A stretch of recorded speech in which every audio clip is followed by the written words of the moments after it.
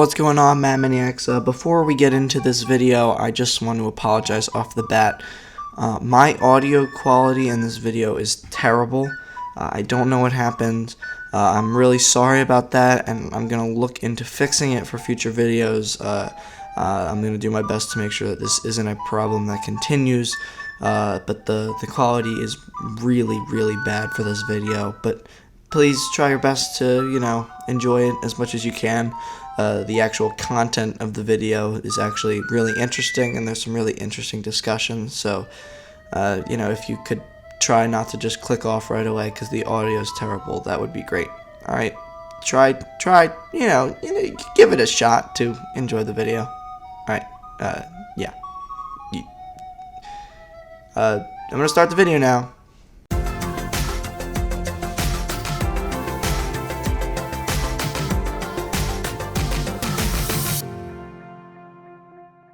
What's going on, Mad Maniacs? Welcome back to the Mad Chatter. I know it's been a while, but we are back, and we have a very special guest today. Welcome Rob Plays back to the Mad Chatter. He was our very first guest back in January, and now he is back for the final episode of 2019. Rob, how are you today?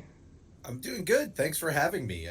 Or should I say thanks or oh no, you're holding me up against all the predictions that I've made a year ago. This is so unheard of in the world of like Disney online. Everybody talks about, ideas and thoughts and predictions. This is I feel like the first time where I have to actually look back and hope I was right with some of these. Well, being quite honest, neither of us did very well. When I went back and looked, I have written down everything that we predicted and then what actually happened, and neither of us did very well. Awesome. Yeah, but that'll be interesting. But yeah, so this is the 2019 year in review. We're going to take a look back at all of the. I mean, I say all of Disney's a massive company, so it'd be hard to recap everything. But a lot of the major things that happened in 2019 for movies, the parks, and then new projects, meaning Disney Plus, because that was pretty much the biggest thing that happened this year for Disney. So we're going to start with the movies. So the first thing we're going to do before discussing the films themselves, and don't worry, I'm just going to say this up front. We are going to talk about some of the movies. I will give specific spoiler warnings, and then I'll put the time cards on the video so you can skip over spoilers for any movies you don't want to hear talked about. So you don't have to worry about that. But right now we're just going to start with the fun financial elements of the films.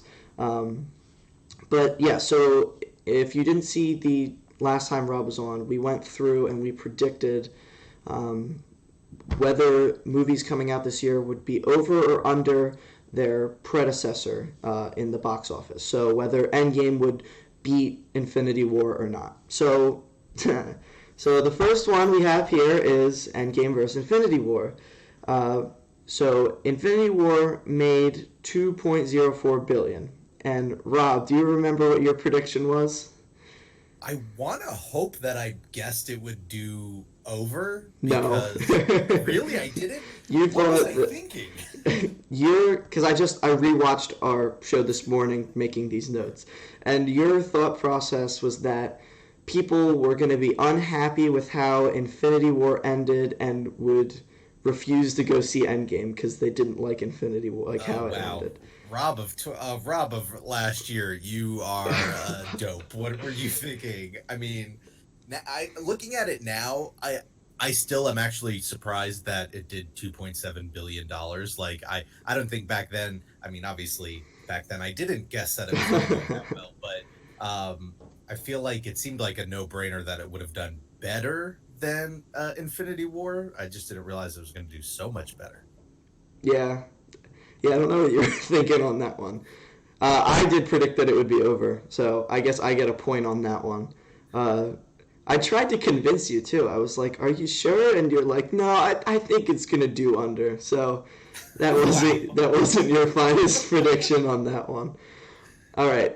Next up is Toy Story 3, or Toy Story 3 and 4. So Toy Story 3 made 1.067 billion. And do you remember what you predicted on that one? That one I feel like I would have guessed under. You did, Yeah. and it was And over. yeah, I was wrong. but just by a little bit. It was 1.067 was 3 and 4 was 1.073. So it was close. I didn't make a prediction on this one. I guess I just on the podcast I just never got around to it. But and neither of us get a point for that. How much in that? Because yeah, looking at it, it is just like it's what zero. It's 1.07, so it's like just a hair over. But Yeah. when did 3 came out? Quite a while ago. So I'm wondering where inflation plays into that. Like, that's one of those things in the larger world of box offices too, where it's like money made versus ticket sales to gauge popularity. But yeah, it was another one I was very surprised to see it did as well as it did. Yeah. But we'll talk about more. I have a topic about that later. But anyway, we'll get back to that. Frozen 2, which is still in theaters. The original Frozen made 1.276 billion. We both very clearly predicted that it would be under. We both pretty much said that. And right now it's at 1.16 billion, and it's still out, but I still don't think it's going to end up passing. But I don't know. Yeah. I know with the box office, a lot of the times it drops off very significantly. Unless you have like those rare movies that just every week gain momentum. Well, that was like The Greatest Showman a few years ago. That started off really slow, but then they didn't do a good job promoting that. But then like word of mouth traveled, and that actually like picked up as it went along. Exactly. You got those few gems that'll do that, but I know obviously Frozen, marketed out the wazoo. I feel like it still did really well. Like I'm imagining Disney's probably happy with how it's performing, considering it's a sequel that was made years later with an audience that that audience was younger and grew up, and they had to figure out where to throw that dart. Considering that the bullseye's constantly moving and getting older, and they seem to have done well with it. No, yeah, I really liked that. That movie. That was I thought they did a really good job with it, and I liked it in some ways better than the original. But I did a full.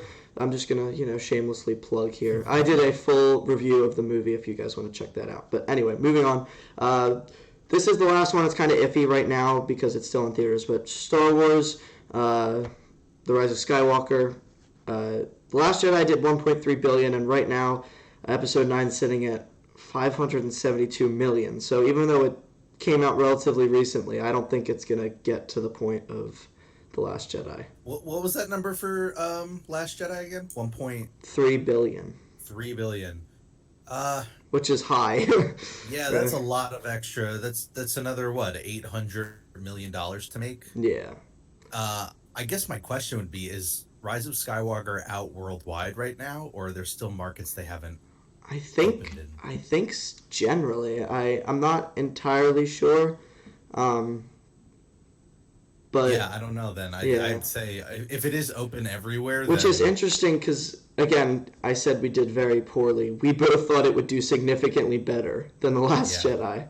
But granted, that was before a lot of the teasers and stuff came out. I think the critic reviews certainly hurt it. But again, we'll talk more about the movies later. Right now, we're just going through the actual predictions. And then the last one, this wasn't one I asked you, but you made a very bold statement. You came out and said that The Lion King would make over $2 billion. Yeah. And it didn't. But it did make a 1.65 billion, which is a decent amount. But I just thought it was funny that you made that bold statement. And and you know what? That's one where obviously the way things panned out, I think it makes sense that it didn't. I think that was the first remake where, I feel like with all these quote unquote live action remakes, modern remakes, there's a certain corner of the audience who is going like, well, why do we have these? We don't need these. Make something new. But talking about general audiences, I think they've generally accepted all of them. And I think this was the first one where they were like, there was nothing that added a level of excitement. There was no novelty. It was basically the same movie, just exactly with better animation.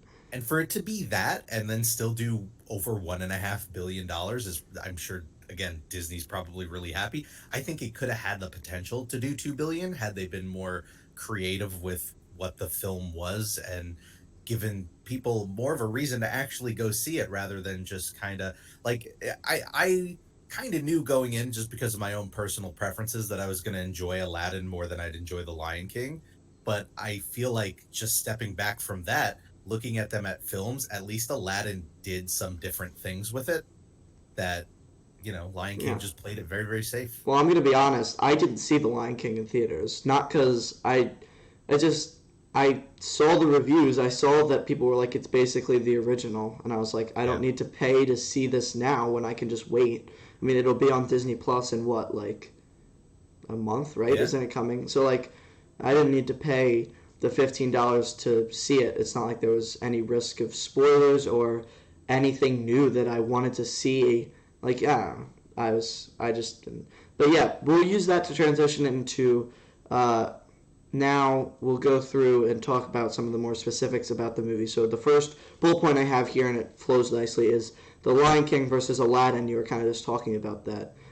Yeah. What did you like better? And I think you kind of already said it, but It was, I mean, there were the certain plot changes that they made that I thought were fine, like especially trying to give Jasmine a little bit more agency in the film. That was cool. But for me, it was really just, I don't know, it didn't feel like um carbon copy remake. yeah, it just didn't feel like Will Smith was trying to be Robin Williams. It Yeah, felt like he was being Will Smith, and some people are going to like that and some people will dislike it, and that's fine, but it felt like it was comfortable with being itself, and that I think is important with these remakes. If you're going to hire a director like Guy Ritchie to make a remake of a Disney movie, let him be Guy Ritchie and make his movie. And what I found very interesting about Aladdin, though, is I thought the first like 30 minutes or so were terrible. And I was like, oh no, this is going to be a bad movie. What have I gotten myself into? And then it actually picks up and really recovers and ends up being, like I'm not going to say that necessarily the remakes versions of the songs are going to replace the originals in my heart, but I actually enjoyed them and like have since listened to them a few times on like Spotify. no, yeah, I think again this is it's. I'm gonna sound like I'm just like copying your answer, but I like when these movies are their own thing and that they're distinguishable from like their animated predecessors. And Aladdin was its own thing. It was a modern version of the story, and I think that that's best reflected in Will Smith as the genie and the music when Will Smith is singing. Like it's its own separate thing, and some people might like that, but I think had they tried to do something to like cast someone who would play a character like Robin Williams, like that wouldn't have worked. Like that people would have been like, this is just like a knockoff of the Robin Williams character, and that wouldn't have been as good. So I like that the movie like took its own thing. I thought the music was good. I still listen to the music. Um, so yeah, I liked Aladdin. I didn't see The Lion King to compare, but I have listened to the music from The Lion King, and like it's all right. It's kind of I the feel same. I feel like part of it too is that this is going to sound like a weird reference to make with these two movies, but I think Into the Spider Verse really changed my expectations with animation, and that movie was so creative and so it felt like it was being made by somebody with an artistic vision Hmm. that's what I started that's what I started to want in animation in film going forward. And while Aladdin doesn't go, totally in that artistic direction, it at least felt a little bit more vibrant and Yeah. out there. And looking at like Lion King, and just to make sure I wasn't crazy, I'm pulling up a scene to look at it. The animation technically is very impressive, but it just looks kind of like National Geographic. And that, I don't know, from an animation is not what I want. I want somebody to get creative with animation, not just try and replicate real life. I feel like we've kind of moved past that, and Lion King didn't really do that. All right, I have to ask because again, I didn't see the movie yet. Um, I just can't wait to be king in uh, the newer version. Was that like done artistically like it was in the original, or was it like its own thing where it was just like Like, how was that? Uh, Like, did they try to do like that sort of like dream sequence? I don't know. That Yeah. Moana like sort of thing to it. So I'm trying to remember if there were bits, but no, like I think it was just like running around in like the plains See, that's and not as stuff. fun. Right. That's what this is another weird reference to make, but one of my favorite animated segments in a Disney movie recently was Moana during Thank You with Maui, where it totally changed animation style for a bit and was doing sort of that 2D tattoo kind of Yeah. graphic animation. Like, I don't know, that's just what I want in animation these days. Is I want it to feel like they're going, how cool, what can we do with this that we can't do with a real life camera? And while I know you can't get like lions dancing around in the prairies, you can get, some pretty nice footage of lions in general. So, yeah. All right. Next up, Disney had two heavy hitters this year with Endgame and The Rise of Skywalker. And this is a spoiler section. So I will put the timestamp down below and I'll be generous to make sure that you don't see anything. I won't put any images on screen or anything, so you can just skip over. I'll give you some time to get on out of here. Um, what what were your comparisons going into we're not going into. What were your comparisons between Endgame and The Rise of Skywalker as far as how they were handled? Because I will mention that um, when we did our January podcast, we both said our most anticipated movie of the year, and yours was The Rise of Skywalker, and mine Yes. was Endgame. So Yes. there were definitely some high stakes going on here. So what did you think of both of the movies? So I liked both of them.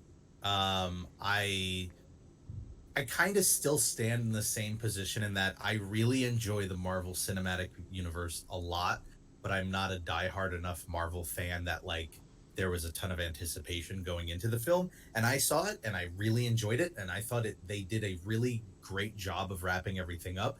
And I will say I think they did a better job than they did with Rise of Skywalker. But because I guess I just don't have that lifelong fandom to it, it just didn't like I'll sooner rewatch Rise of Skywalker than I will Endgame, just because I'm a bigger Star Wars fan, even though I can acknowledge that I think Endgame was executed better. And I think it really boils down to, for as much as I actually was a big fan of um, Force Awakens and Last Jedi and Rise of Skywalker, I think that trilogy was very clearly not planned from the start, and I think it suffered for it, and it could have been better had it been planned from beginning to end. And so, like, it's tough because it's one of those things where I can sit there and look at all the sort of objective elements of filmmaking, but at the end of the day, I am also just a bit held by my that emotional resonance of being a Star Wars fan since I was 10 years old. And yeah, there was a lot of fan service in that movie, and but it worked on me. And so, maybe it won't age as well as I hope it would. Maybe in 5 years from now, the fan service will wear off and I'll just see plot holes and stuff like that. But I still had a really good time going in. That said, from a technical execution standpoint, I do think Endgame was better. Yeah, I mean, I think it's very clear that when they sat down at the beginning of writing the MCU, like they knew the story to an extent. Like Hmm. they knew how they wanted to end it, whatever, like 9 years later, and they didn't really with the new Star Wars movies, and I think it's clear. I enjoyed the Rise of Skywalker. Shameless plug number two. I did a full review on that that I probably posted about 2 days ago when I post this, if everything goes according to plan. But it, it just the whole trilogy feels very disjointed to me. I think that comes with having uh, two different directors, with Ryan Johnson being in between two J.J. Abrams movies. Um, I don't know. I enjoyed all of the movies in their own way, and I disliked bits and pieces. I'll say of the last two, I thought The Force Awakens was really good. Um, but I'll say this about the third one, which I think for me was a big eye opener to how I sort of received it, was like when it came to Force Awakens, this is how I described it on Twitter, I think, a couple of days after I saw it. But like, when I saw Force Awakens, I loved the moment to moment experience of the movie, but there were conceptual ideas that I wished had changed. When it came to Last Jedi, I loved the conceptual ideas, but there were a lot of moment to moment bits that I thought or wished were different. When it came to Rise of Skywalker, I feel like I enjoyed both, but the problem was there was so much in such a small amount of time. Like for it to be 2.5 hours and feel like a small amount of time just shows that there was just so much crammed in there. Like part of me, rather than wishing that something was different or something changed, I just really hope there's some like 3.5 hour director's cut out there that just gives that movie room to breathe because it certainly needed it. It It felt was like just multiple movies like crammed into one. exactly. And I think that when you rewatch it more, it'll become easier to digest. But uh, it was a lot. There was a lot, and I felt like the movie spent a lot of time trying to directly address issues people had with The Last Jedi, and it just made everything crammed in because it was, instead of just finishing the story, it was correcting episode 8 and then finishing the story, and it was a lot.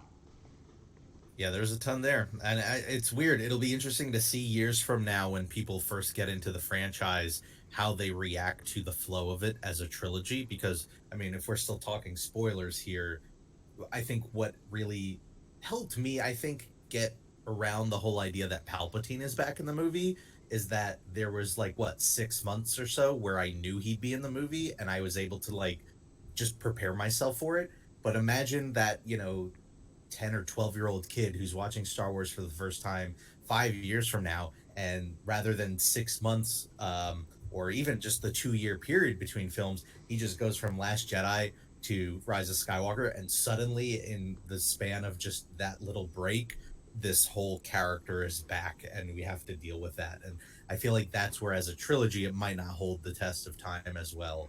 But I also like not to approach it from a cynical perspective, but knowing Disney and how they approach these things, are we going to get movies in between, episode 6 and 7 that kind of flesh out Palpatine's plans? Because I could see them doing something like that. Maybe they didn't plan it, but I could see them retroactively going back to try and help that trilogy along by, filling out bits of the story that needed to be filled out.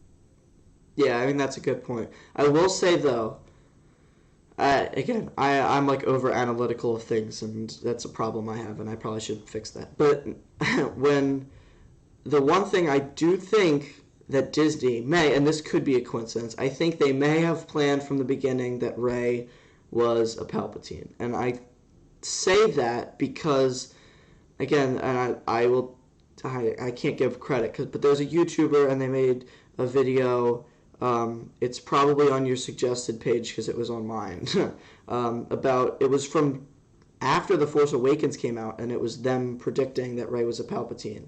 And one of the things that they pointed out was they basically gave evidence that was in The Force Awakens as to why Rey was a Palpatine, which would then show that now that it was planned from the beginning. And it's pretty weak evidence, but the one thing is Rey's theme, like the theme song for Rey, is the Mm-hmm. same like 3 or 4 note progression as Palpatine's theme, just like faster and with a few like notes changed. But like when you break it down to its core, they're actually really similar. Now that could be purely coincidental, but if that was the case, that Disney had planned that out, I feel like they should have done a better job kind of easing into that than they did when, like you said, like you go from no Palpatine to in the first 5 minutes of Rise of Skywalker, like he's there. So I don't Not know. only there, but was behind everything. Which, Yeah, you know what, I'll take that over Snoke was just this random nobody. Like, I like the idea that Palpatine was kind of pulling those strings, yeah, but there could have been part of that second movie to reveal that a little bit. yeah, That's where it needed to have that sort of Marvel Cinematic Universe one leader who is like, all right, I'm going to tie all these together and make sure it's kind of cohesive. right, yeah.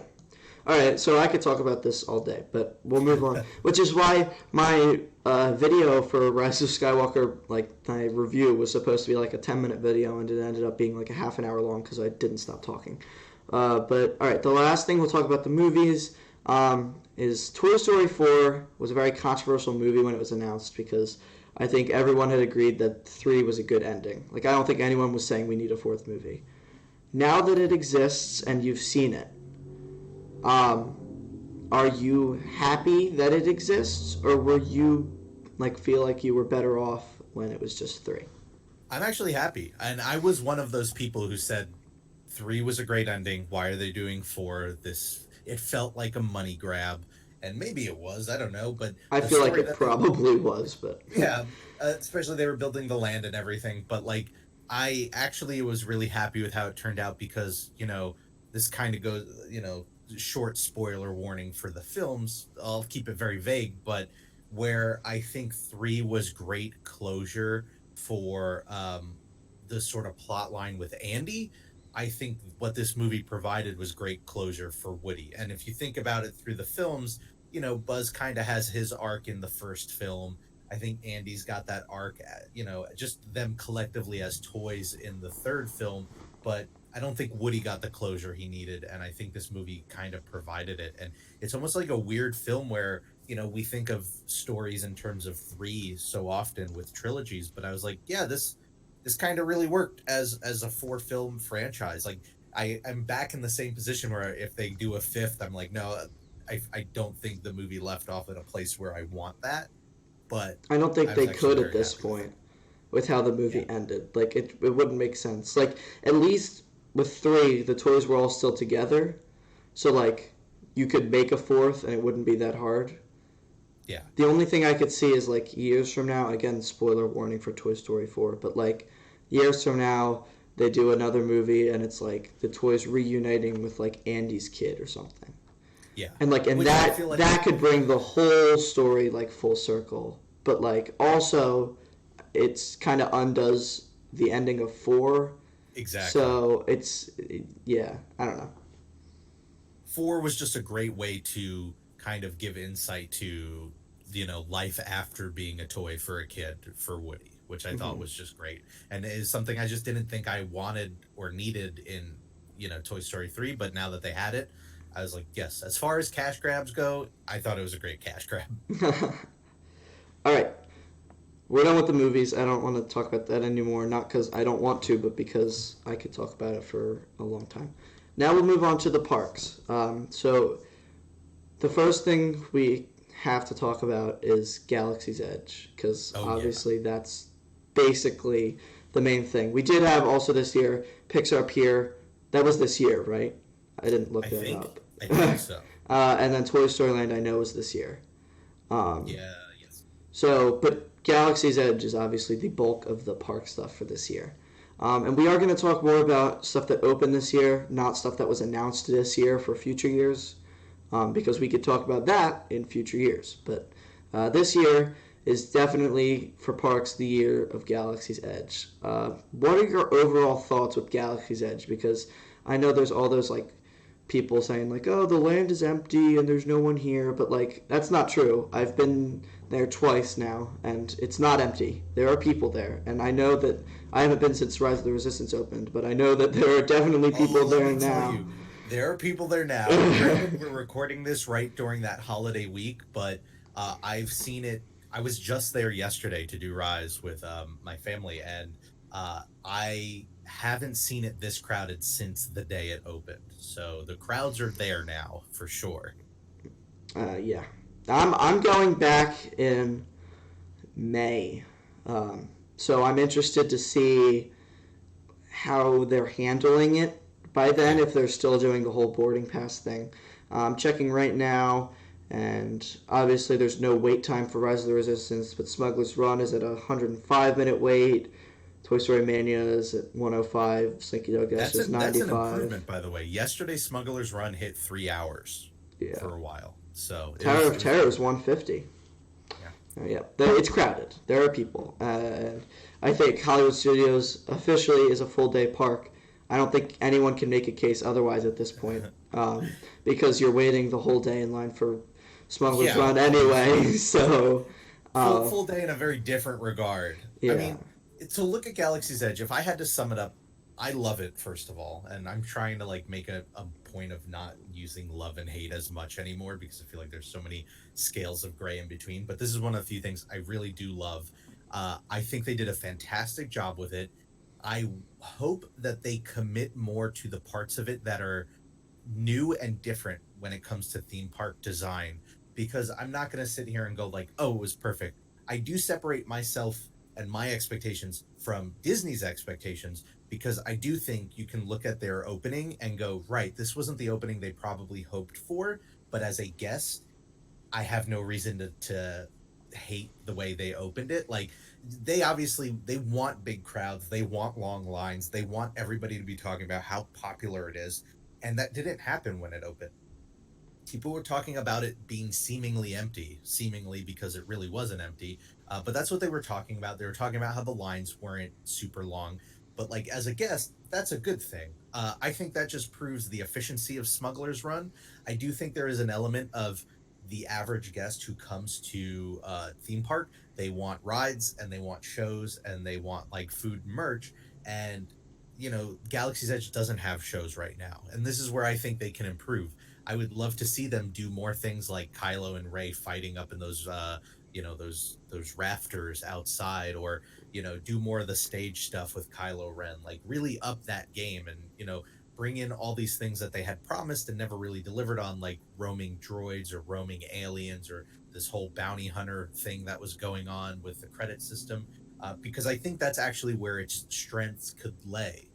Because I think as a land, the idea of it being this immersive world where you are a character who is a participant as opposed to every other land in the theme park where I think you're just visiting and looking at things, can be very powerful and be the next step of theme parks for decades to come. It just requires Disney like really, really committing to it. And, we're still within that first year period. So I'm not going to sit here and go like, well, they didn't commit, they dropped the ball. I think we're just in that period where they might or they might not, and hopefully they do. And I think Rise of the Resistance was a really strong um, way to kind of step up the park to the next level because that ride is incredible.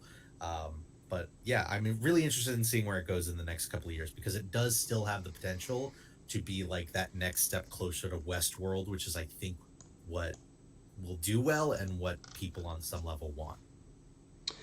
Yeah. Oh, I almost fell out of my chair.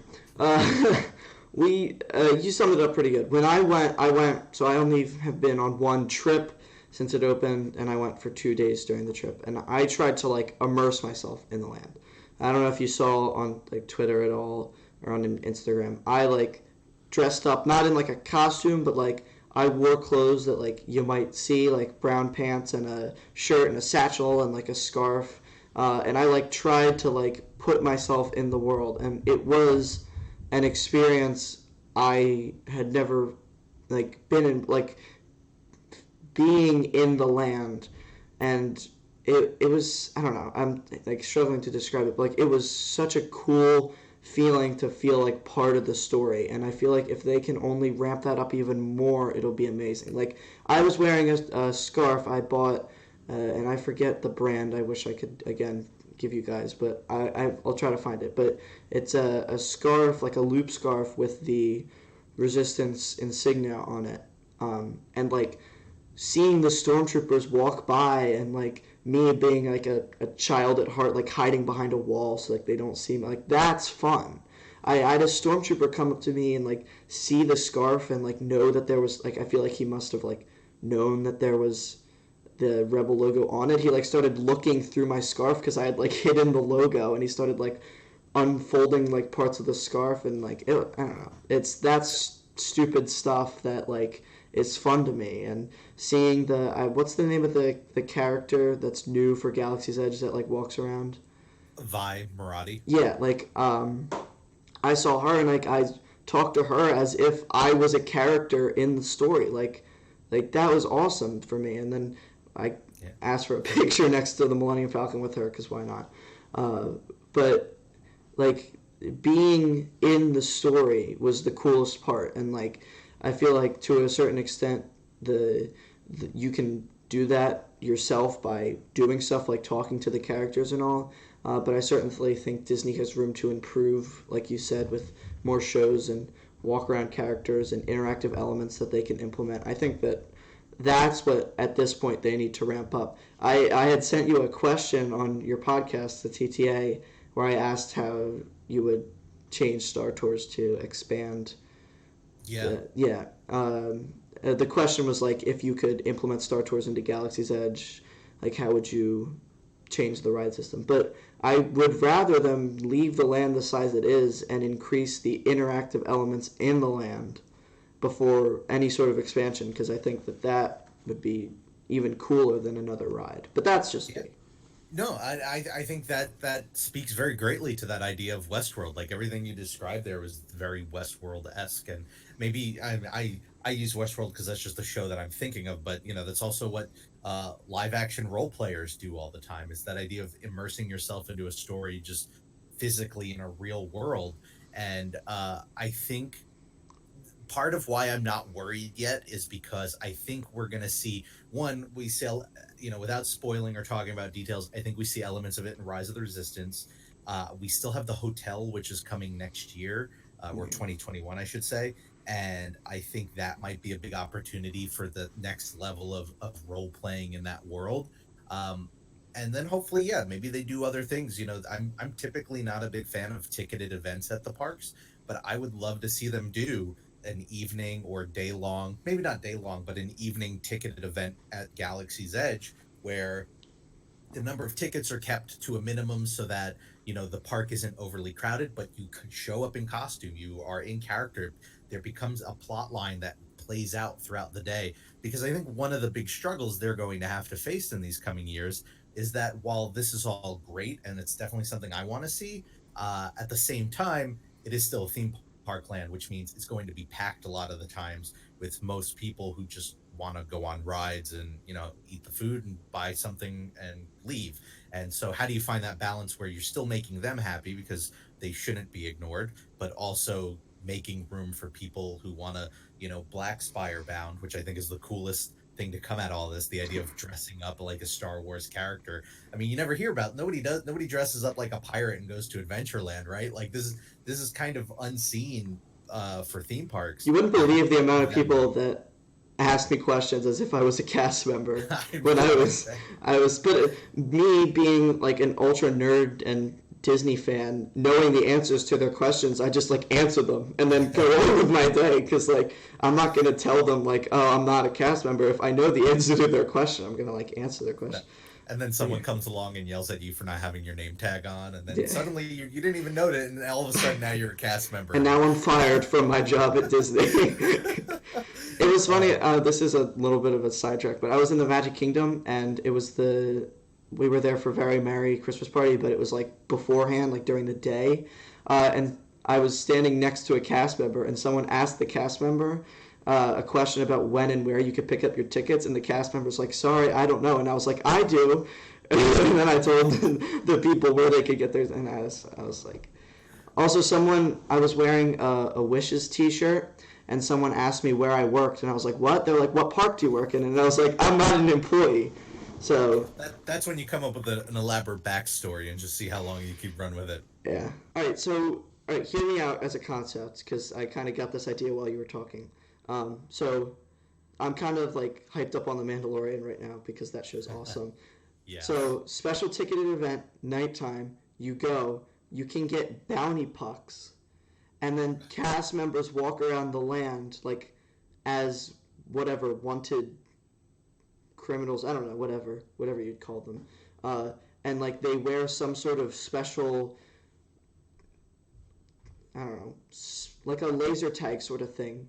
And then when you get your bounty puck, they give you like a blaster that like only works like it's like an invisible whatever signal that shoots, and like you have to like go capture whatever the person, and they give you cuffs, and like then you can cuff them, and it's like a cast member obviously, so you're not just like, I don't know. Cuffing random people. Yeah. But yeah, like that would be, I don't know. Yeah, I think there's a lot of room for stuff like that. I actually I'm surprised they are not selling bounty pucks right now, especially if they did customizable ones where you can get your face etched into like glass and then you put it in the puck and it Get looks your like little brother you're in the a bounty bounty. puck. Haha, you're a wanted Exactly. criminal. Exactly. But who knows? We'll see how this hotel turns out because that's kind of what the selling point is for the what is it called? It's the Halcyon. Um, but I'll look it that's up. kind of the idea is like you are a character in this story, and so hopefully not only is that a great experience, but maybe what they learn from it or take away from it they can apply to in park stuff, so that you could have nights like that where you're trying to solve clues to go find a certain bounty. Maybe there's a night where you're doing missions for Oga, and if you complete them all you get a free credit chip so that you get a drink at the cantina or something. um, I think there are people who want that out of parks. I don't think it's everybody yet, but I think that's kind of the next direction Which to is why go. you could do like a special ticketed event so that the people that want that stuff can do it. Exactly. And it is the Halcyon is the name Okay. of the ship. All right. Galaxy's Edge is awesome. That's Yeah. the summary of that. Have you been to Pixar Pier? I have not. I've All right, just been then I think we following it should from afar. probably just skip that generally because I haven't been to that either. Um, but yeah, Pixar Pier opened this year in Disneyland. They rethemed Paradise Pier to Pixar Pier, rethemed the Incredicoaster. They just is Inside Out Emotional Whirlwind open? I think so. But Oh they've wait, I'm sorry. I have been to Pixar Pier. oh Wow, I can't believe that I totally forgot about a Disneyland trip. Because you just said Incredicoaster, and I was like, yeah, I've been on Incredicoaster. So yeah, I have been there. I mean, I don't have a whole lot to add to it though, because I'm not a Disneyland local, and so I have zero emotional attachment to Paradise Pier. So when it was taken away and rethemed, I really, to put it bluntly, didn't care either way. I mean, I like the Incredicoaster actually. I think the music's a big improvement on the Incredicoaster. But that's all I have. I've never been to Disneyland at all. I wish I have. I'd It's love to totally go. worth it. Eventually, like it is. I tell other people this. I went to Disneyland the first time with a very snobbish attitude as a Disney World local because growing up, all I had learned Pathetic over and over smaller again park.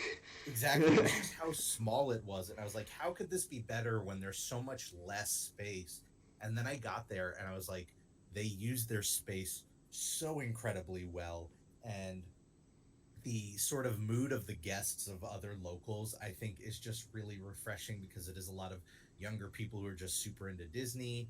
And yeah, I don't know, it was just like I ended up loving it, and I've been back a few times since, and it's a wonderful. That doesn't even touch upon just all the history of the place because it was the Disneyland. But definitely for any Disney fan it's worth going and checking out if you can.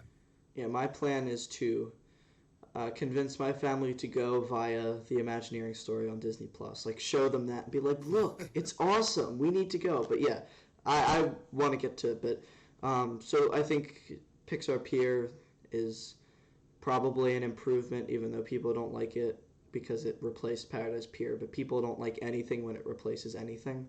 So, uh, so what about Toy Story Land? Because this was the place I met you in the most awkward like Yeah, I the yeah torrential I like rainstorm. I just like walked over to the bathroom and you were there and I was like, hey, Yeah. how's it go? I don't For I listeners to note, it was outside of the bathroom. It was no, like yeah, the bathroom yeah. So or it was anything. raining, and there was like the canopy there, and we Yeah. were standing under the canopy outside the. Wow, I can't believe I didn't think to We clarify. were like, yeah, in the No, don't storm, even just like, hey, what's up? don't. There was just the huddled groups underneath during a rainstorm. One of the very many fun daily rainstorms in the summer here in Florida. Um, uh, Toy Story Land is, I think, eh, it is I think a great example of how much context matters because when the land opened, a lot of people were harsh on it because you know alien swirling saucers wasn't anything special. Slinky Dog was cool, but it wasn't like when we think of roller coasters in Disney, we're thinking of like Expedition Everest, or we're thinking of you know Rock and roller coaster. yeah, rock and roll, just like heavy theming and just like really going all out. And this is just kind of like a Slinky Dog coaster in a backyard. And then they just kind of Frankenstein Toy Story Midway Mania so that you enter on the other side. And all of those things are, I think, justifiably nothing really to write home about. But I think a lot of people took a step back and looked at Toy Story Land and went, "This is here to like supplement or complement Galaxy's Edge when it opens." And now that they're both open, that's where I kind of look at it. I go, "Yeah, this is pretty nice." Like It's if doing this its was job of exactly drawing crowds from Galaxy's Edge. exactly, and it's for younger guests who might not really care about Star Wars at this point. It's just it is a great part of a larger whole on its own. I think there would have been a lot of room for improvement, but very clearly it was designed knowing that they were also spending $1 billion just a couple of 100 feet away over at Galaxy's Edge. So for all of those reasons, I enjoy it, but it's because I'm also not like going to spend a ton of time there. It's just another little corner of the park to go visit. I think the land has a lot of charm to it. I think it's fun to spend an hour or two there. I think Slinky's a fun ride. Again, it's nothing special, but it's smooth. It's longer than I thought it was going to be, with the nice launch sequence in the middle. It's a fun ride. I'll do it if it's not too long a wait. Toy Story Mania is a great ride, just as it was when it opened. And yeah, I mean, again, it's not the premier land for Hollywood Studios. And if you look at Yep. it as it's like the storybook circus to New Fantasyland, like it's smaller, but like it's still really cool, and it's nice. It's a nice addition to the park. I again, I'm not one to hold on to grudges with change, and it's better in my opinion than what was there before, which was what was it like the Honey I Shrunk the Audience. I don't even know how much of that. I kind of looking at the Google map. I feel like a lot of it was just backstage area, but I could be wrong. I need to look at a map. I mean, Maybe honestly, I my don't only know. gripe with the land was I wish they did a little bit better with the queues for Aliens and Slinky. Like, I'm very surprisingly forgiving of Disney doing more simplistic rides, but for me, I have a high bar for them to reach when it comes to queues. Like, if it's just plain old switchbacks outdoors with nothing really to look at, then that's when I get a little bored, especially for something like Slinky where people are waiting for an hour and a half. Give people something to look at. Like by comparison, Midway Mania I think has a great queue. You go inside, all these things on the wall to look at, all these toys propped up everywhere. Like that's a good themed queue. I But think Disney's relying too heavily on the Play Disney Parks app, saying like, "Oh yes, no, you have that to do, so like you don't need to do anything else. You can just look at your phone." And I or found, hopefully, I'm sorry.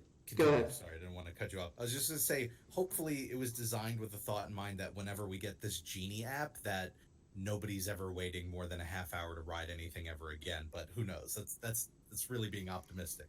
Yeah. But yeah, Toy Story Land, it's fun. I like the new quick service place. I think the restaurant will be good. The new barbecue place they're Oh adding. yeah, yeah. Um, Those Pop Tarts are sick. I love yeah, them. Go to Toy Story Land, get the Pop Tarts or whatever other name they give it. So because they're not branded Pop Tarts, probably but like they're very good. toaster pops or I don't know. Yeah. So I got one for free when I went because I had a birthday button because it was my birthday and they gave Oh, me one for nice. free. So I was like, cool, extra Pop Tart. But yeah, Toy Story Land, it's nice. All right, what was your? So we'll wrap the parks up with this. What was your? Well, first off, am I forgetting anything major that was added? Um, Major, I don't think so. I mean, they add minor things all the time, but Yeah, we've gotten no. I don't think, not to my knowledge. I guess I know this is kind of touching upon things coming, but this did open and is a thing guests go to. But I was actually very pleasantly surprised with how much I enjoy the Epcot Preview Center. oh yeah, It, that is awesome. yeah. We went when I was just there in November, and we didn't really do Future World because we weren't there for as long as a normal trip, and it was the Food and Wine Festival, so we wanted to focus on that. But 2 days, we were there 2 nights, and both nights I made a special effort to go to the Epcot experience because I thought that was so cool that I felt the need to get over there because we were just working our way around the World Showcase and we would jet over to the Odyssey for a little bit. But yeah, that Yep. is awesome.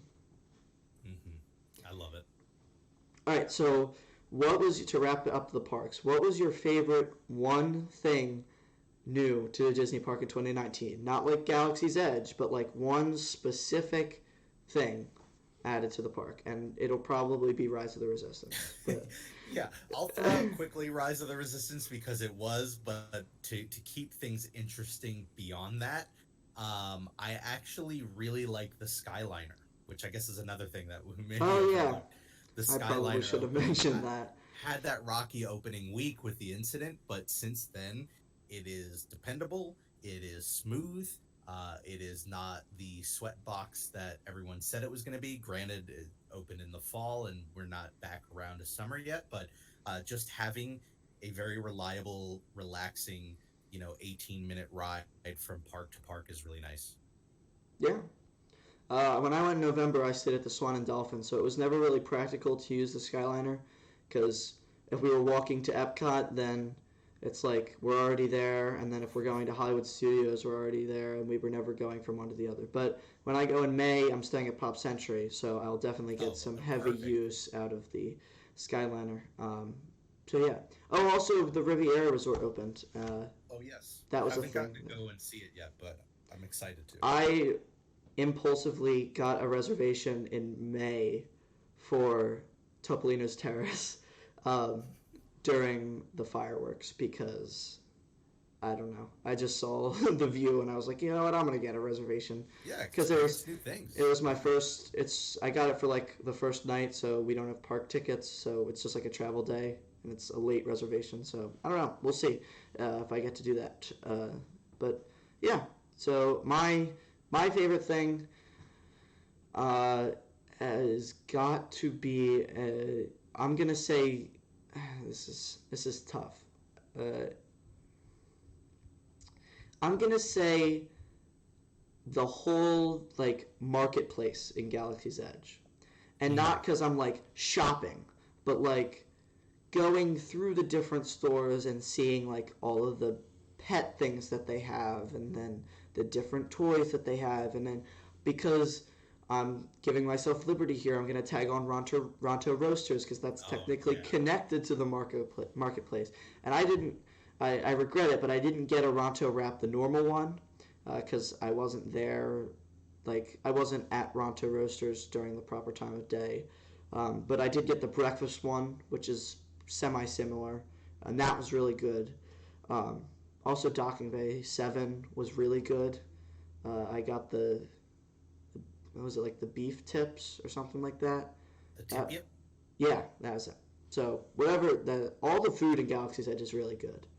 Um, Yeah. I think all, hopefully they improve a little bit. I feel like well, no, I shouldn't.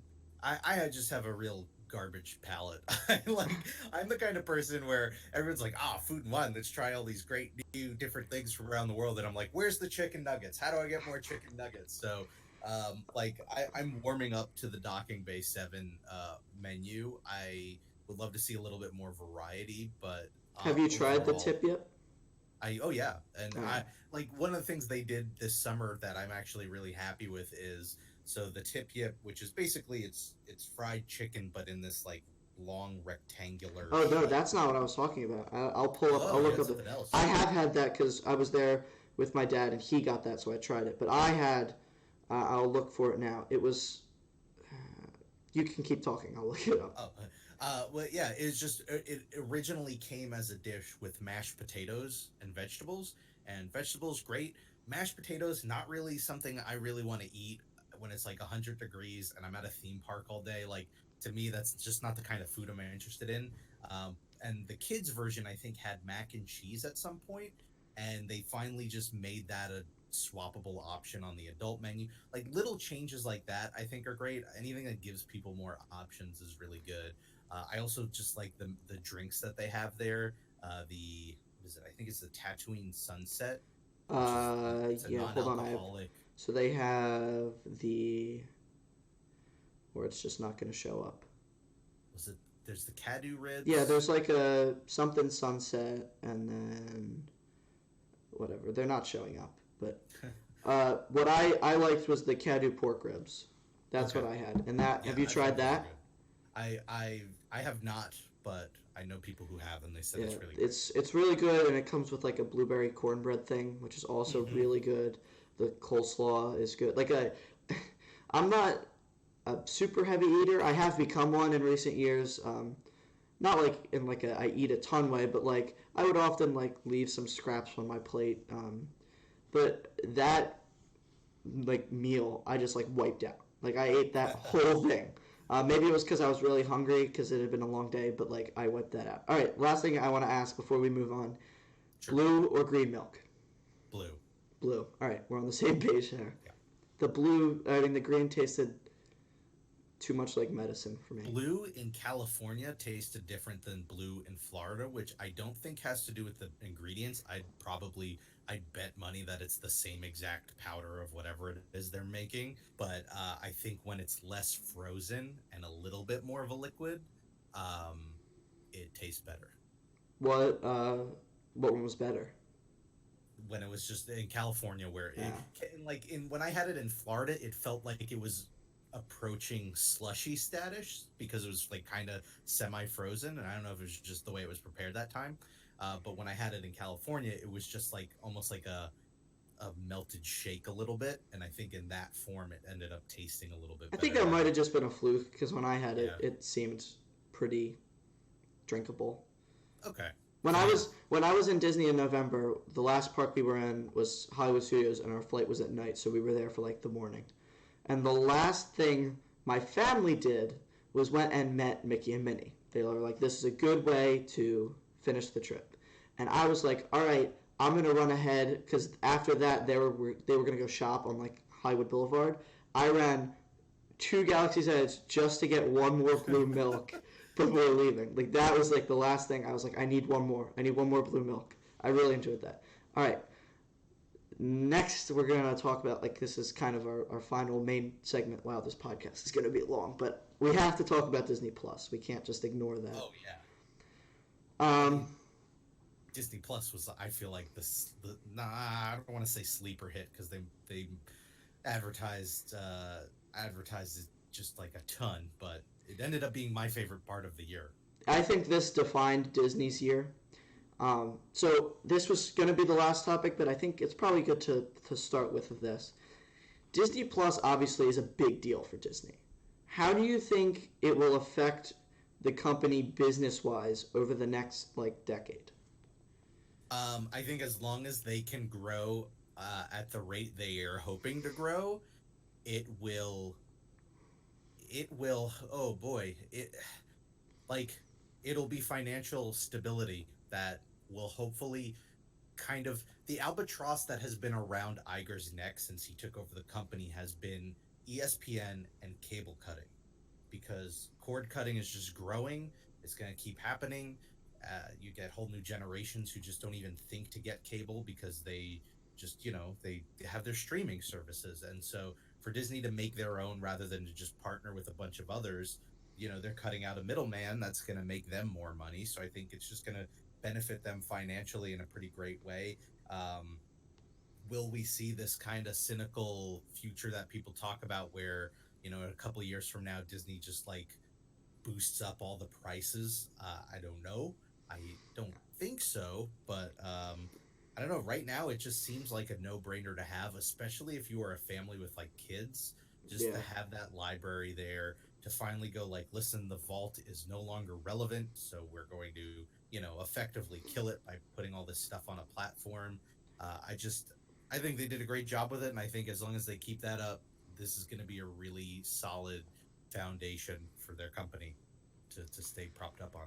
Yeah, I think it will certainly change the company in a very major way. I'm interested to see how it will affect Disney's say in cable.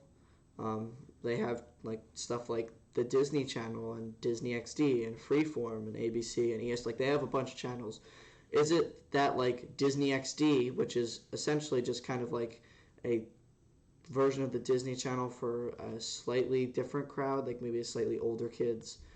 Is that the sort of thing that they phase out and kind of just phase into Disney Plus? Like I could see that happening.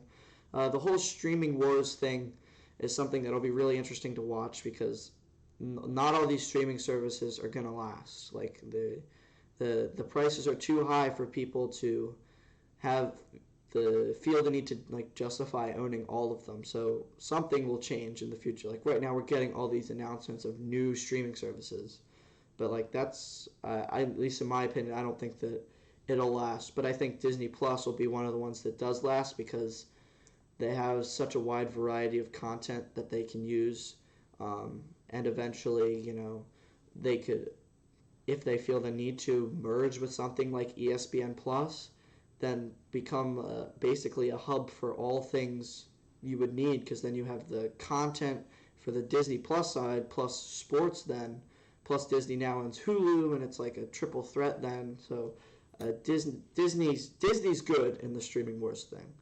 I think so. Yeah. And contrary to what people say, I think Netflix is going to be good. I think they'll be fine. But it's the smaller ones like your CBS All Access and HBO Max and the new Peacock one, which isn't even out yet for NBC. Like I don't think they'll all be able to last to stand the test of time. HBO, I think, might be able to. I could see it boiling down to Disney, HBO, and Netflix. My completely wild theory that, as we've all learned, I'm really good at these predictions, is that in a few years, when finally all of the other partners pull their content off of Hulu, we'll see Disney just merge Hulu and Disney Plus into one Disney Plus. But I think when you look at a Disney where, yes, this is going to be a big part of their business, but they also have their studios, they also have merch, they also have theme parks. It gives them the freedom to not have all their chips on this, whereas like Netflix is Netflix, and I think they'll be fine, but they're definitely in a slightly more delicate situation where if they can't afford for Netflix to just do poorly because they have a whole other revenue stream, this is what they've got. They're just Netflix. So I feel like Netflix, they have to figure something out because they can't rely on Stranger Things forever. No. They did just partner with Nickelodeon, which is a good move for them because that'll give families a reason to keep Netflix, because now there's Nickelodeon stuff on there, or at least there will be, now that everything Disney is left. But yeah, it'll be interesting to follow. But all right, let's move on to talk more of the specifics of Disney Plus. Sure. So The Mandalorian, we're gonna do spoiler warning until the time down below for The Mandalorian, because I want to be able to just talk about this show. Wow. Yeah. So what are your thoughts? And by what are your thoughts, I'm assuming I mean how awesome was this show? It was a great show. I liked it quite a bit. It was one of the things I was more nervous about when it was announced because I don't know, like I wasn't a big Clone Wars fan, and I think that's a different medium anyway when you're talking about like animation for cable. So like to hear that this was going to be like Game of Thrones level budget and it was kind of being the flagship for Disney Plus, I was very nervous that it was like not going to land, but I think it did, and I just am excited for more. I don't know. It's weird. In a weird way, it not only excited me for a season 2, but it's excited me for the Obi-Wan series or the Cassian Andor series or whatever other, spin-offs we might end up getting. But I feel like there could be a real nice life to Star Wars on Disney Plus. Isn't the Obi-Wan series directed by someone who directed a few of the episodes of The Mandalorian? Yes, I don't remember her name off the top of my Deborah head. something, right? Yes, and so she's going to be doing that. I think another director was one of She the did a ones good who's going to job. be helming the Cassian Andor series. So that's also exciting. Like, yeah, it was great. I like that it was comfortable enough to be as long as each episode felt like it needed to be without just padding it out. That's one of those things where this is streaming. Streaming doesn't have ads, at least Disney Plus doesn't. So there are no commercial breaks. There are no time slots to fill. And so I love that they're just abandoning the idea of like, well, it's a TV show, so it has to be a half hour or an hour or that's it. Like, it's just however long it's going to be. And yeah, and then they created a whole craze with it with Baby Yoda. Yeah, I like how each director was able to put their own spin on the episodes. The first 5 minutes of the finale with the two Oh Stormtroopers yes. was hilarious, but like that was so Taika Waititi. Like you could Yep. just tell that that was like his thing. Um, the shot in episode 6 of The Mandalorian sneaking up on I Oh, forget his Bill Burr. name. Yeah, Bill Burr's character. Like with the flashing, like that was like Batman esque. Mhm. Like that was awesome. There's just each episode has so much like to love about each episode as a whole, and then the whole series. I thought it was tied up pretty well for essentially really only having 2 episodes that connected everything together. Like really, it was only like the last 2 episodes that like really kind of brought everything together. I mean, there was a bit of it in the earlier part, but yeah, Which I'm of the mind that that's not going to be fully the case. I feel like we're just looking at part of the bigger picture because if you think about it, a lot of those stories, while they were their kind of own standalone little tales, the characters all in one way or another are still around in a way to um to come back later, right? And then for that tale to, yeah, it's almost like we got, rather than it just being like this sort of separated thing, we got part one of like 3 separate arcs that we'll maybe get more of in the next season. But yeah, it was just, you know what it was? It did fan service really well in that it was there, but it wasn't too wink, wink, nudge, nudge. Like, I love that the Mos Eisley Canteen is run by droids now. And it's just sort of an yeah, ironic fate for the place where they didn't let droids in. But they weren't just like, because it could have in another universe been the same bartender, saying like, hey, we don't serve their kind. And then, the Mandalorian, agrees because he hates droids or something dumb like that. But it was yeah. just something very subtle that a fan would recognize, but it doesn't just hit you over the head with. So, I mean, that's kind of a great part of it. All right, and I gotta ask before we move on. Again, spoiler warning for the finale. What did you think of the final reveal of the end of the episode with the dark saber? Are you a Uh, Clone Wars guy and like know what that's from, or I have vague knowledge of it from seeing it in like reference places. mm-hmm. I'm only watching through Clone Wars for the first time now that Disney Plus is out, so I have not gotten to anything including it.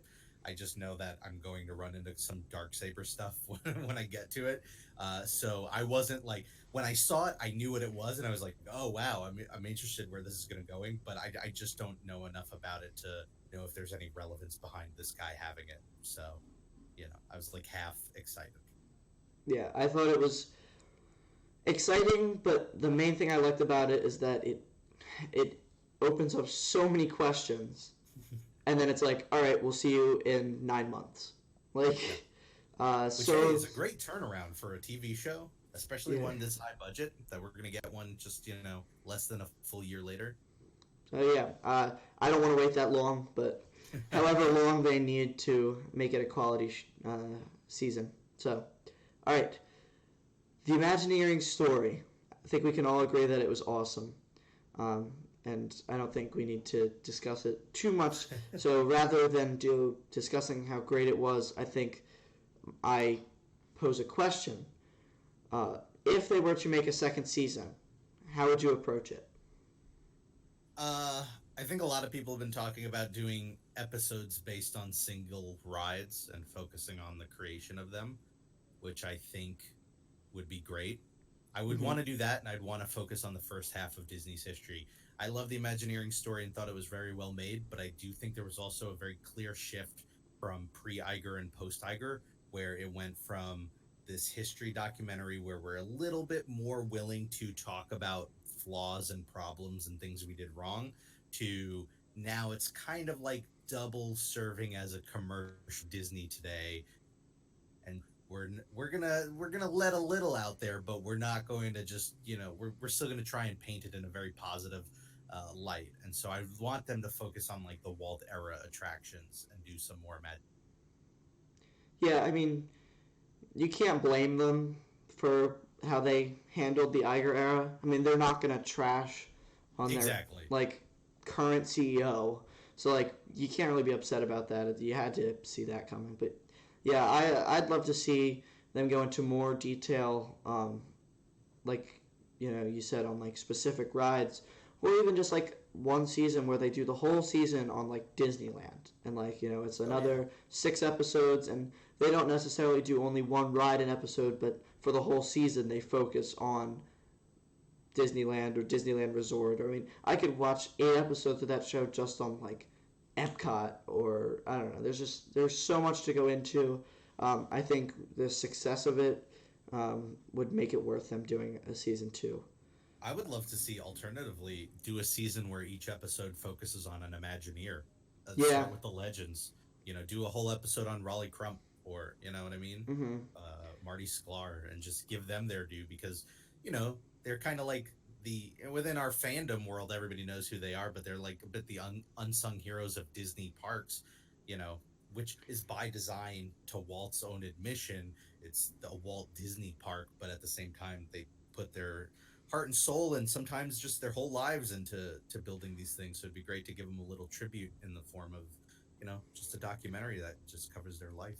And if you do that, you could focus more, and they touched on it like here and there very slightly in season 1, but like projects that didn't get off the ground. But like you have Imagineers like Tony Baxter, who worked on countless projects that like didn't get anywhere. But like if you did an episode on Tony Baxter, you could talk about those things, and again, like you said, because they're further years ago, they can point out the flaws and explain why they didn't work and all that sort of stuff. So again, that could be interesting to see the stories of different Imagineers, but not just the stuff that came to fruition, but also the stuff that didn't get off the ground.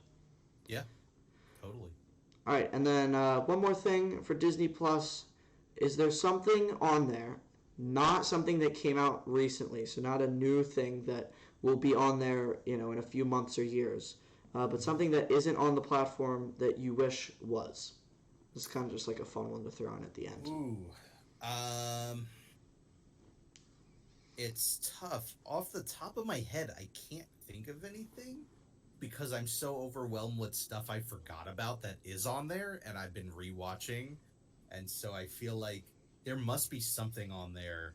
In fact, I thought there was, that I was talking about with Christine on the TTA, and now I'm totally blanking on it. So I don't think I have an answer for that. It feels like everything's on there. Yeah, I only put this question on because when I was writing out the notes for this, I had looked up one, and I'm just this is more just a joke, but there's Home Alone 1, 2, and 3 on there, but isn't there like 6 of them? Is there? There is. There's like 6 Home Alone. They're bad. Like, they're awful. Other than 1 and 2. 1 and 2 are good. I love 1 and 2, and they hold a special place in my heart. But I believe there's 5, and wow. They're terrible. Like, if you can find a way to watch them, I don't know if I can, like, send you, I don't know, whatever. Like, I believe I have them all on DVD. I think I got at one point, like, a 5-disc set.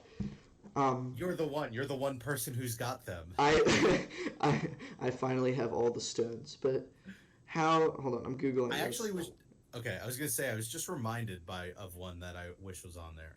There are 5 Home Alones, and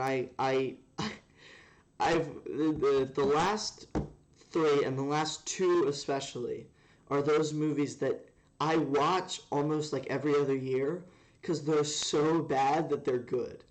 Like, comparing them to like the originals, they're like terrible. And I was actually debating, and I might still do it, making a video for my channel where I like watch or comment, do like a commentary video on some of the other Home Alone movies because they're so bad. And like they're like, I'm pretty sure they're all like direct to DVD, except the third one might have been in theaters, but like they don't even have Rotten Tomatoes scores.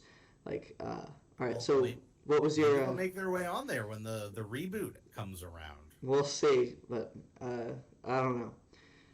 So what was the thing that you said you remembered? Brave Little Toaster 1. They have 2 and 3 on there, but they don't have 1 on there. So I'm sure it's a music rights thing, but I would love to see it. That's one from my childhood that I would love to rewatch.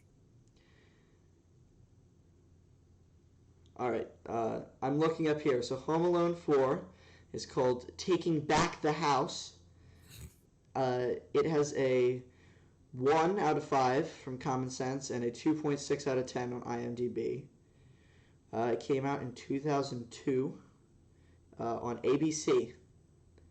I feel like I got everything I And needed it's- with the subtitle. It stars Mike Weinberg as Kevin McAllister. Wait, so he's still all canonically they're all Kevin McAllister? I don't think 5 is. I think 5 is someone different. Now I'm looking this up. Home Alone 5, The Holiday Heist. No, it's Finn Baxter is the name of the main character. And I know this one is about, like, a kid who plays video games all day, and ultimately he is, like his house is getting attacked by, like, the people, like, just in every other Home Alone movie. But Of course. but he, like, gets help by talking to his, like, 40-year-old online Xbox friend who he has him, like, call the police. And, like, the 3 people are actually, like, Russian spies, and they're looking for a chip inside of a remote control car. Or no, that's 3. I'm getting them all confused. They're all so bad, I'm confusing them. No, the Russian spies is 3. And that is also Kevin... No, is that Kevin McAllister? This is so weird. This is a world I did not know. You just existed. need to watch these movies. Wait, 3? I think 3 might be Kevin McAllister's son. No, it's not. It's someone completely different. All right, so 1, 2, and 4 are Kevin McAllister. 3 is someone different, and 5 is someone different. Scarlett Johansson is in 3? I didn't know that. Well, that seems like it was long enough ago. Maybe she was still getting her career off the ground. Yeah. I just didn't even... I've seen this movie. This is from 1997. Oh, yeah. She was definitely... Yeah. Anyway, Yeah. that was like the longest tangent ever. Those movies are terrible, and I recommend you go watch them for a good laugh. Anyway, my thing that I would add to Disney Plus is the Prep and Landing holiday specials. I went to see if they were on there to watch during Christmas time, and they weren't. So I did sent Disney Plus an email, the feedback thing. I was like, please add home, because they're ABC specials. So have you ever seen them? I haven't. I've seen photos. Like, are those the same elves from the Tower of Terror projection show? Like, aren't there spy elves? Yeah. I mean, they're nothing special as far as, like, holiday specials. Like, they're, 30 minutes long, but I watch them. I have them on DVD, so, yeah.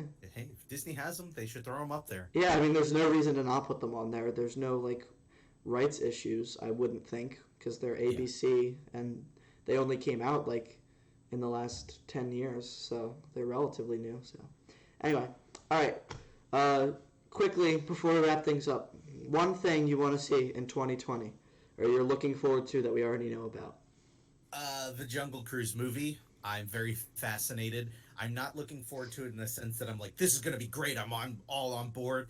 I'm just very fascinated to see where it goes, how it does, and how I think it might impact the future of, like, studios. Because, like, if it does really well and makes over $1 billion, I could see someone at Disney going, all right, what other rides are we doing next? Let's go down the list. This whole show is ironic. One, I didn't mention this in the beginning, but as you guys have definitely noticed by now, Rob doesn't have a face cam. And that's because just like in the first episode of the Mad Chatter in January, his webcam is in the mail somewhere. And it's the exact same situation, and the fact that that happened twice is crazy. And I bring this up now because when I asked you what you were looking forward to most in 2019, you that's also right. said The Jungle Cruise, having forgotten that they pushed that movie back. Yep. So it's just all coming full circle now. The whole show. Your favorite thing for 2020 is this. Your favorite thing from looking forward to for 2019, and you still don't have a webcam. Did I just accidentally jinx it, and now they're going to push it back to 2020? Dang it, Rob! Next year when we do this, I'll be like, 2021, can't wait for that Jungle Cruise movie. Oh my gosh. But yeah, I am looking forward to it. Reasons? Like, What was that? I'm hoping I was looking forward to it last year for the same reasons I'm You looking were. forward to it I this year. just Okay. watched it this morning, and yeah, you literally basically said the same thing now as you did in January. So your views on it have not changed that much in the last 12 months. That's What funny. about you? What are you looking forward to most next year? Um, I personally, I'm looking forward to doing Rise of the Resistance. I know it's not a new Oh thing, yeah. but I'll hopefully get to do it. Fingers crossed. Um, as far as something new that's coming out, season 2 of The Mandalorian. Yeah. I mean, I don't know. I feel like I'm giving all like easy answers here. Um, I would say the Marvel Land at California Adventure if I went to Disneyland ever. Uh, Might be a good reason to go. Look, I would love to go, but yeah, again, that I'll say that is something I'm looking forward to. If I feel like movies 2020 is definitely not to the same level as 2019. They definitely power packed 2019. You had two like series finales with Endgame and Rise of Skywalker. Uh, you had Aladdin, Toy Story, Frozen 2. Uh, what I'm forgetting more, The Lion King. But like, I feel like what movies are coming in 2020? You got Mulan. Oh yeah, You've I am looking forward to that. That Yeah, looks that good. I'm interested in. We've got two Pixar films with Onward and Soul. I'm a little Hmm. bit more excited about Soul than Onward, Yeah, but admittedly, when it comes to any Pixar movie, I'm usually not interested when the trailers are out, and then I see the movie and I enjoy it. I So trust Pixar at this point.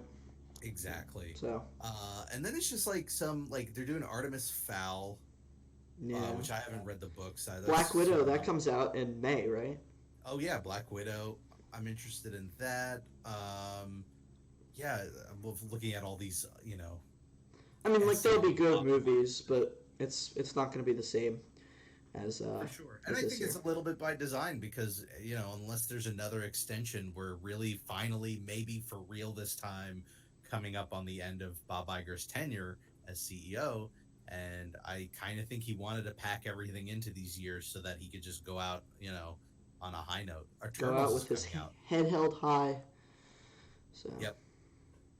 yeah, Uh, but just looking at this list, I don't see. I guess if you count all the Fox stuff now because they own Fox, then there's a ton of movies coming out, but not the way we think of like these tentpole, Disney films. will Avatar 2 be out by the end of the next decade? We'll Well, we'll see. by 2030, will we have Avatar 2? Maybe for Because the 20th when was anniversary. that originally supposed to come out? Like Originally, 20? originally, Yeah, like originally. that's a good question. A long time ago. Yeah, like what was it, like 2012 or something? I'm When seeing, of course, now Google's giving me all of the updated ones. Avatar 2. Yeah, I'm trying to find like original a restate? I don't know. I want to say it's just years later. It was supposed to be, wasn't it? 2014, December 2014 was going to be the original. Well, that didn't happen. Yeah. So maybe 2024. Well, who knows? Disney owns Fox now, so maybe they're gonna I don't know. I feel pull the like fire under James Cameron's feet a little bit I to get feel it like done. Disney, in a weird way, wants to keep Pandora in Animal Kingdom like separate from the Avatar movies because like that franchise has deteriorated so much. Like I I don't feel know. like I've heard that where the movies go end up being like that the kind of, and take this with a grain of salt. I don't even remember who was telling me this, but I was hearing that like the course of two, three, four, and so on eventually lead to the state of Pandora that you get in Animal Kingdom. So I don't know. I feel like they'd want to just bring well it back into the public eye, but on this record or at this pace, it'll be out of our lifetimes by the time we get through a fifth or sixth movie. yeah. So I wouldn't count on that. I'll be shocked if they get two out within the next 5 years at this point, let alone a third, fourth, or fifth. Maybe that's the secret. They're trying to drag it out so long that by the time it comes out, people go see it just because it's been in the works for so many years. It's also 10 hours long. You bring a sleeping bag to the movie theater with you because it's that long of a movie. That you will fall asleep, but you won't miss anything because the movie's that drawn out. That you can take a 3-hour nap and not miss a single thing. You're just taking a nap while the characters are napping. Yeah. It's just everybody's Truman Show style sleeping together. It's just a live cam of. It's like 24. It's a 10-hour movie that takes place over 10 hours, and when the characters sleep, you just get to sleep. I'll be there for it, I guess. Oh gosh. And by the end, you know how Star Wars do these? Like, you go and you watch all the movies in order? Like, leading up to the premiere of a new one? So, like, for Rise of Skywalker, yes. yeah. By the end of Avatar, you'll be in the movie theater for, like, 3 days watching all the movies, because they're all going to be, like, ridiculously long. Let me tell you, I saw a screening of Rise of Skywalker in the theater where they did the marathon, the 9-movie marathon. The smell was thick.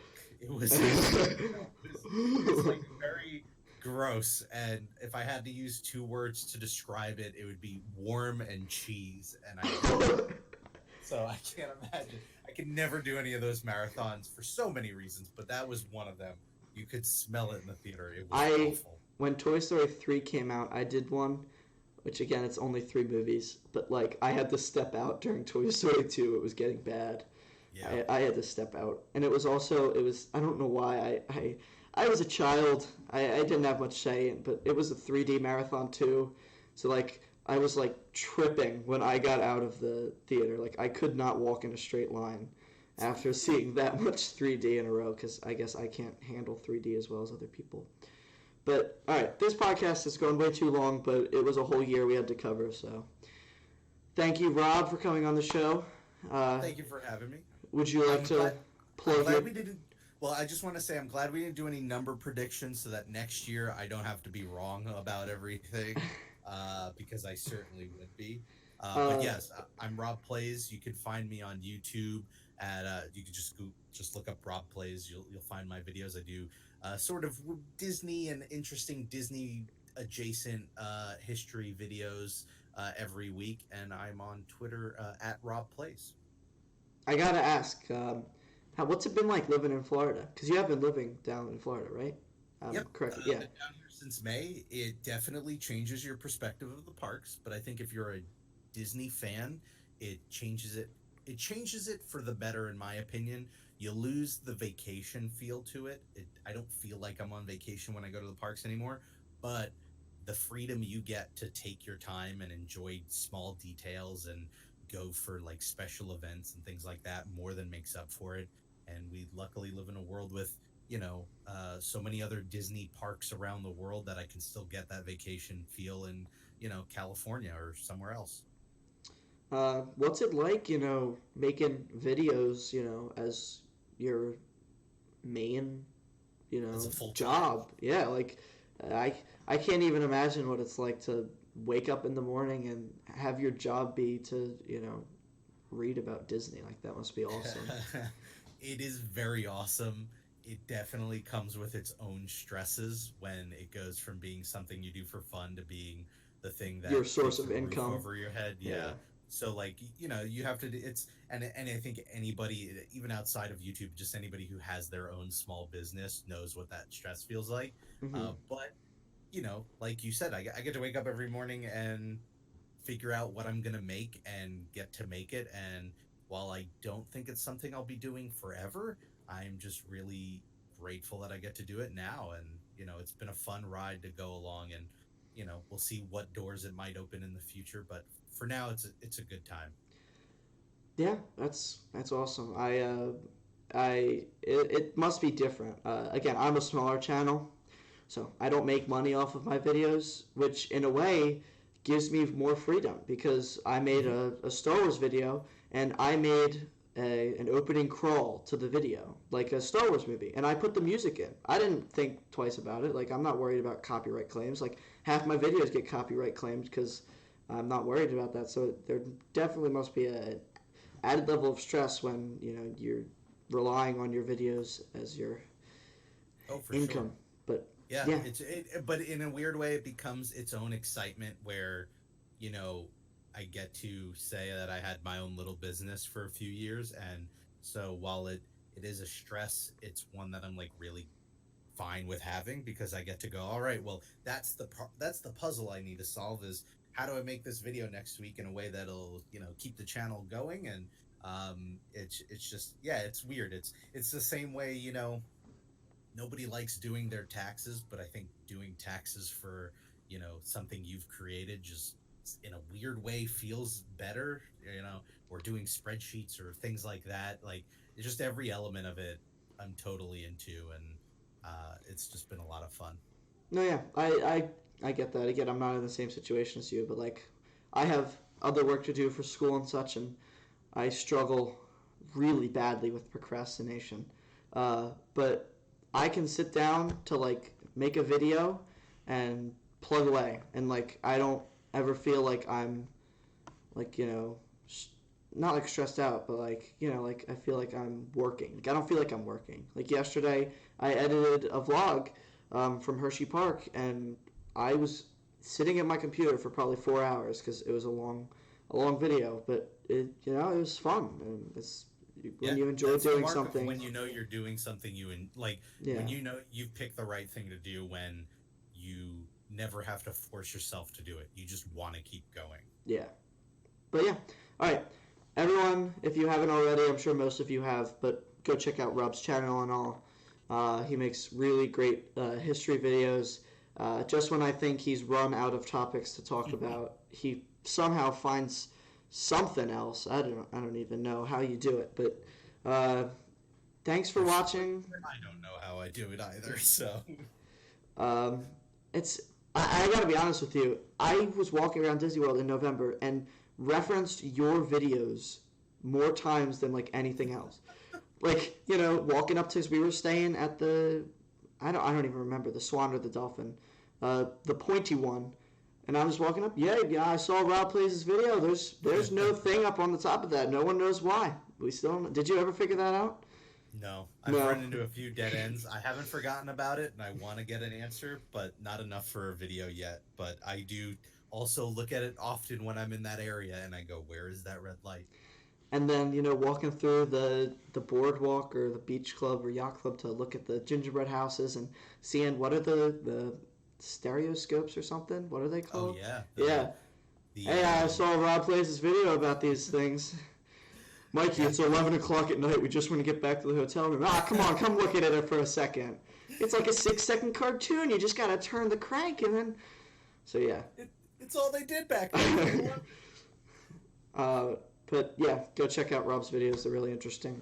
And here's to a great year, great decade. 2019 was certainly a great year for Disney and a great year to be a Disney fan.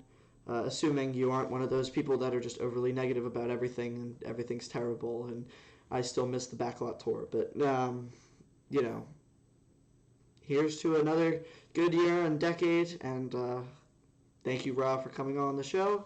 And this podcast is way too long. And if you got to this point, DM me on Twitter, and I will do something for you. I don't know. Is there a way to get Give them points. Points are the best points? thing you can give. You because it's get actually a tangible a thing. virtual sticker. Yeah, there you go. You get nothing actually, but I will send you a picture of something, and it will be a sticker of There you that go. you can imagine you have now. Congratulations. And if you accumulate 5 virtual stickers, you get a virtual pin, which Oh has. boy, you're setting up a whole hierarchy that you're gonna have to. If you get a virtual pin, then you get a real life nothing still, but you have that virtual pin. So congratulations. All right, I'm getting delusional. I've been talking too long. All right, I'll see all of you Mad Maniacs in the next video, and have a happy and healthy new year.